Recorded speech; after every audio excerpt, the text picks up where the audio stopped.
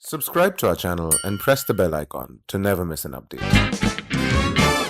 Listen, if you want to do HR, I would always recommend to do a specialized education in it, because an education in HR prepares you a little better.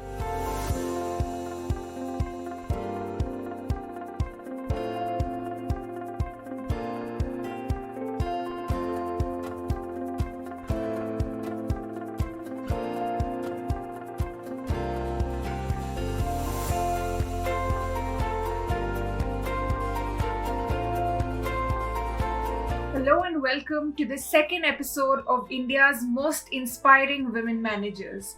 My name is Oshin Sharma and I take pleasure in welcoming the woman who has inspired, mentored and led many individuals throughout her more than 10-year career. Harshita, it's a privilege to have you with me today. Thank you so much for joining us. Thank you so much, Oshin. Always a pleasure to do stuff with you folks. So thank you so much for having me. Let's dive in, Harshita. How did you go from being a science student in school to pursuing history honors at Lady Shri Ram to completing a master's in history from JNU to finally getting into HR?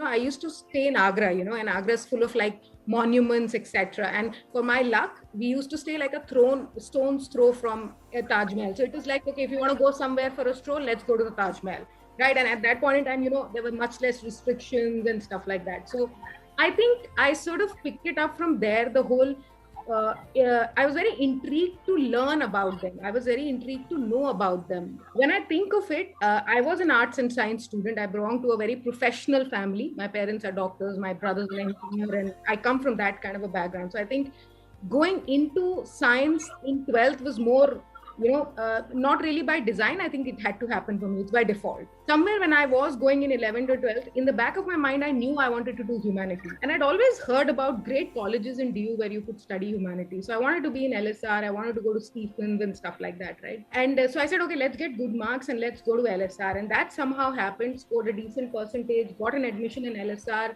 And my dad still said, okay, why do you want to do it? If you want to study humanities, why are you going that far? Why can't you study in Saharanpur itself? And I was like, no, Dad, I really want to study it in the full glory of it. And I've been able to make it, so let me do that, right? I was very clear in the first year itself that I want to study history more, right? And what better than to think of JNU, right?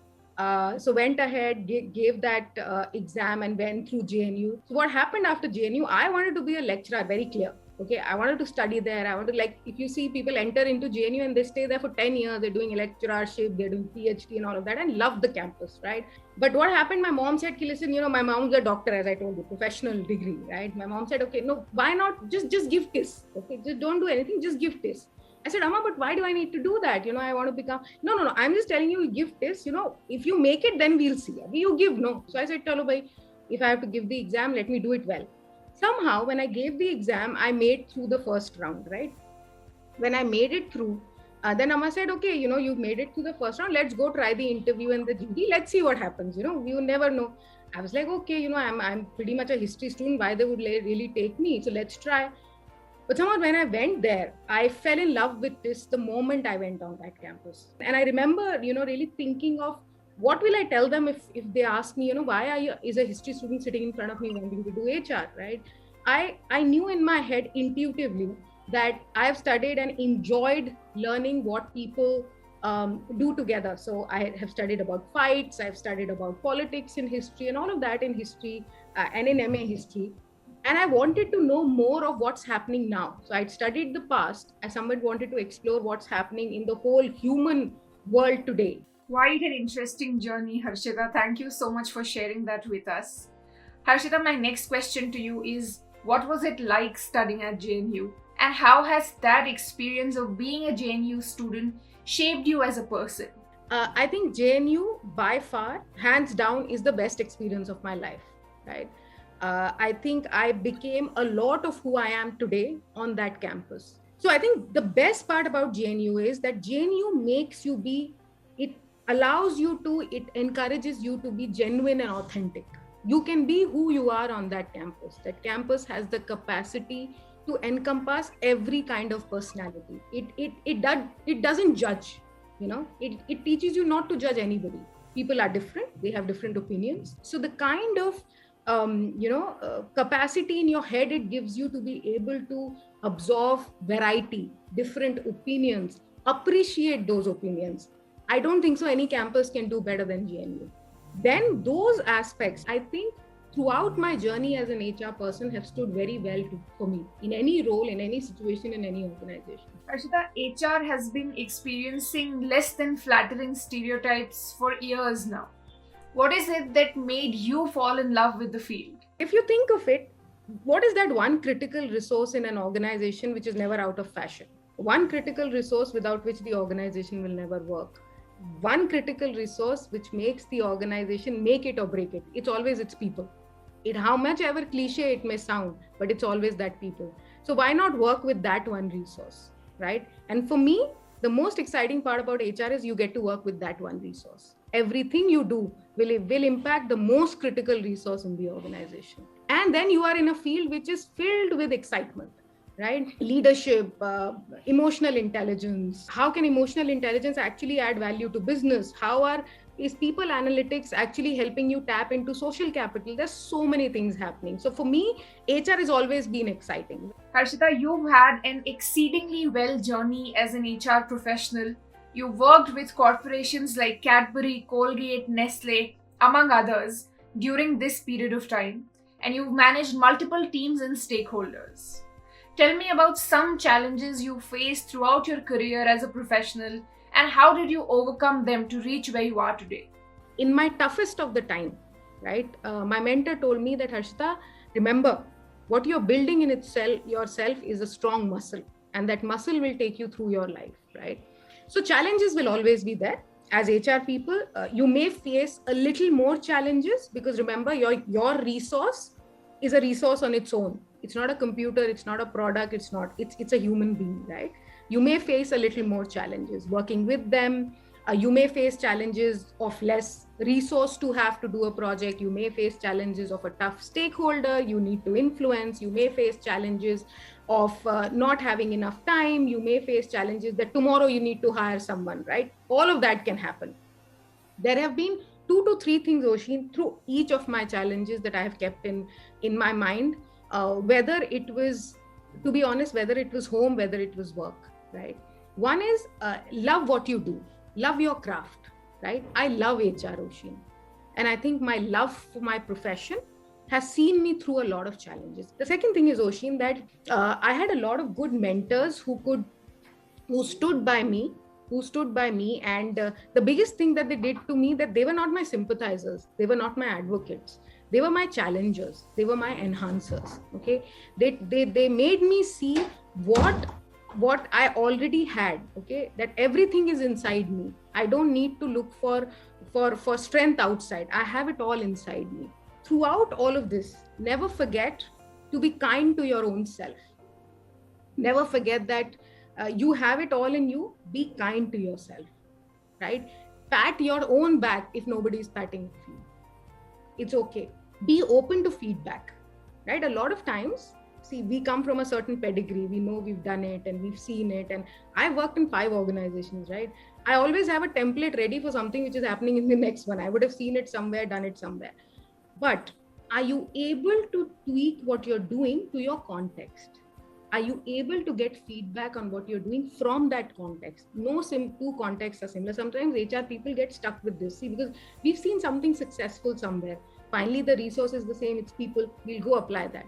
But what we forget is the value of the context. Harshita, what are the career options in the field of HR for somebody who's a graduate and for somebody who's done their MBA? So today there are mature organizations, there are enterprises you can go and work to, there are startups you can go and work to, there are amazing consultancies and research organizations that you can work to. As a graduate, again, if somebody after graduation wants to make a career in HR, this is what I would suggest, Oshin. I'm a big advocate of specialized education in HR, right? I've done it from TISS. I always tell, see, listen, if you want to do HR, I would always recommend to do a specialized education in it, because an education in HR prepares you a little better, right? So I'll not go away from that. But if you're a graduate, I'll always say, if you want to enter HR, be ready to go out and get experiences, whatever kind of experience you get, right? As an MBA, anyways, it opens up much more opportunities for you. If you are a data person, there is analytics happening. If you are a person who's a thinker, there's so much of thought leadership on diversity, on leadership, all of that is happening. If you're just a pure play people's person, you can become an HR business partner. So HR can give you anything that you want. Harshita, what is the life of an HR professional like? What's the lifestyle? What's the workload? Are there targets, high pressure deadlines? How does HR, in your experience, take up on the mental side of being in the job? The way you practice your life, right? It's the way you plan your work. And I'm totally with you. We have to find time when we're trying, there are people talking to us, trying to do so many things we're supposed to do. We have to find times in the day that we refuel ourselves. Whatever that refueling will be there for you. Because if you're not taking care of your refueling, your mental health, it may impact in you playing that role, because you are playing that role for other people in the company, right? So workload is about designing your day. Harshita, what traits do you think every HR professional or every individual wanting to be an HR professional must have? One is be in the moment. You're talking to people, right? You have to be present for them. When I'm talking to Oshin, I should be in the room talking to Oshin, because Oshin wants me to listen. The second thing is a lot of patience, Oshin, right? As an HR person, your profession itself will make you develop a lot of patience, right? But can you practice patience? Be holistic but non-judgmental, right? You will be given the task of bringing all opinions on the table. So be very holistic in your be non-judgmental. Right? You should be agile enough to pick up feedback and change yourself. Do you have that capacity? Right? That's again a capacity to be developed. It can be developed. Okay. Your ability to see, if you're working with a business leader, your ability to see the problem from the eyes of the business leader. Can you be empathetic to the people that you're working with? Right? Can you look at a problem from their shoes? Right? And once you're able to do that, right? Are you then able to influence them, guide them, be agile enough to play different roles? If you like playing different roles, if you like, moving from one to the other and you enjoy that space, then this is the space you should be in. Be good and be nice. Niceness will never be out of fashion, right? So be good and be nice, right? Because remember that the resource you handle is a human being.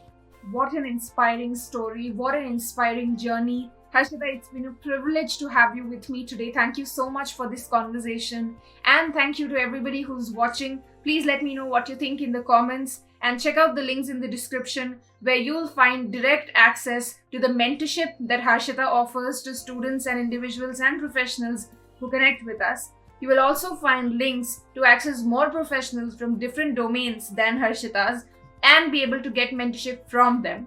If you're somebody who's looking for a free mentorship, you can participate in the She Inspires Me campaign, where you will have to nominate a woman professional who inspires you. And if we decide to have her on the show, you will win the one-on-one free mentorship by any of our mentors, all by yourself.